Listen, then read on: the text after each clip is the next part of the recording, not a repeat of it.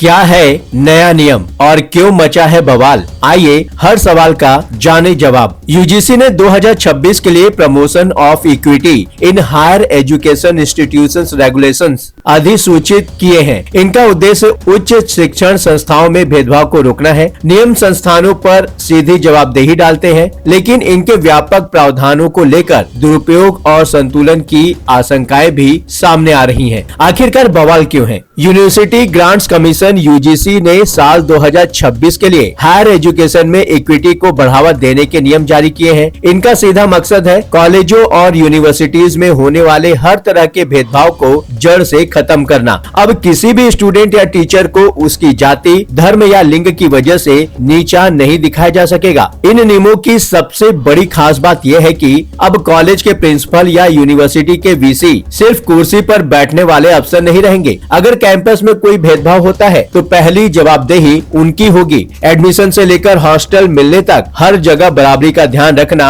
अब उनकी कानूनी ड्यूटी है। सवाल उठता है कि किन लोगों को मिलेगा सुरक्षा कवच? तो यूजीसी ने साफ किया है कि धर्म, जाति, जेंडर, जन्म की जगह और दिव्यांगता के आधार पर किसी को भी परेशान नहीं किया जा सकता। खास तौर पर SC, ST, OBC, आर्थिक रूप से कमजोर वर्ग यानी कि EWS और दिव्यांग छात्रों को सुरक्षा देने पर ज्यादा जोर दिया गया है। इसमें सिर्फ सीधा झगड़ा ही नहीं बल्कि वो बातें भी शामिल हैं जिनसे किसी की गरिमा यानी कि डिग्निटी को ठेस पहुंचती हो। अब हर कॉलेज और यूनिवर्सिटी में एक इक्वल अपॉर्चुनिटी सेंटर यानी कि EOC बनना जरूरी होगा। यह सेंटर भेदभाव की शिकायतों को सुनेगा, काउंसलिंग करेगा और जरूरत पड़ने पर पुलिस या कानूनी मदद भी दिलाएगा। छोटे कॉलेज इसके लिए अपनी बड़ी यूनिवर्सिटी की मदद ले सकते हैं। सिर्फ ऑफिस बनाने से काम नहीं चलेगा।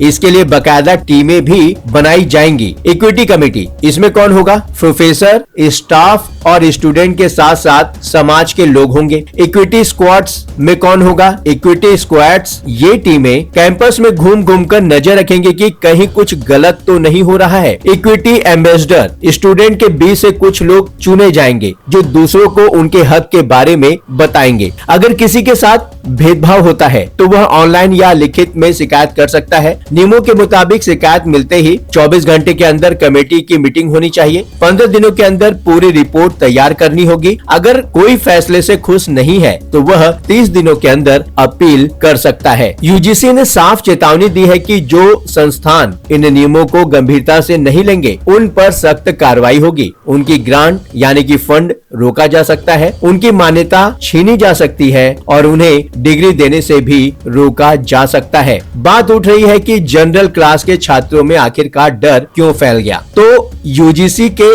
इन नए नियमों को लेकर जनरल क्लास यानी कि सामान्य वर्ग के छात्रों के बीच एक बड़ी चिंता इसके दुरुपयोग को लेकर है। उनका तर्क है कि जब नियम इतने सख्त हो तो सुरक्षा के साथ साथ निष्पक्षता भी होनी चाहिए। गलत शिकायत पर चुप्पी, छात्रों का इस पर कहना है कि नियमों में इस बात का कोई ठोस तरीके से जिक्र नहीं है कि अगर कोई किसी से निजी दुश्मनी निकालने के लिए झूठा आरोप लगाता है तो शिकायत करने वाले पर क्या कार्रवाई होगी। बिना किसी सजा के डर के झूठी शिकायतों की बाढ़ आ सकती है। परिभाषाओं में भी धुंधलापन है। नियमों में इनडायरेक्ट और स्ट्रक्चरल भेदभाव जैसी भारी भरकम बातों का इस्तेमाल किया गया है। छात्रों को डर है कि किसी सामान्य बहस या मामूली आपसी विवाद को भी भेदभाव का रंग देकर उन्हें फंसाया जा सकता है। एक तरफ कार्रवाई का भी खतरा नजर आता है। जब प्रशासन पर कार्रवाई का भारी दबाव होगा तो वे बिना पूरी जांच किए ही आरोपी छात्र या कर्मचारी पर गाज गिरा सकते हैं ताकि संस्थान की रैंकिंग और फंड सुरक्षित रहे। कैरियर पर भी दाग लग सकता है। कॉलेज लाइफ में एक भी गलत शिकायत किसी छात्र का पूरा कैरियर बर्बाद कर सकती है। जनरल क्लास के छात्रों का मानना है कि इक्वलिटी यानी कि बराबरी के नाम पर कहीं उनके साथ अन्याय न हो जाए। संक्षेप में कहें तो विरोध नियमों के मकसद से नहीं बल्कि उनके हथियार की तरह इस्तेमाल होने की आशंका से है। छात्रों की मांग है कि जितना ध्यान पीड़ितों को न्याय दिलाने पर दिया गया है उतना ही ध्यान बेगुनाहों को झूठे आरोपों से बचाने पर भी दिया जाना चाहिए। जाते जाते एक छोटी सी गुजारिश आप सभी से, आप हमारे चैनल को सब्सक्राइब करें ताकि आपका हमारा रिश्ता और थोड़ा मजबूत हो जाए। फिलहाल इस विषय को लेकर आप क्या सोचते हैं? जो भी सोच रहे हैं कमेंट सेक्शन में जरूर लिखिए और नोटिफिकेशन के लिए बेल आइकन को दबाना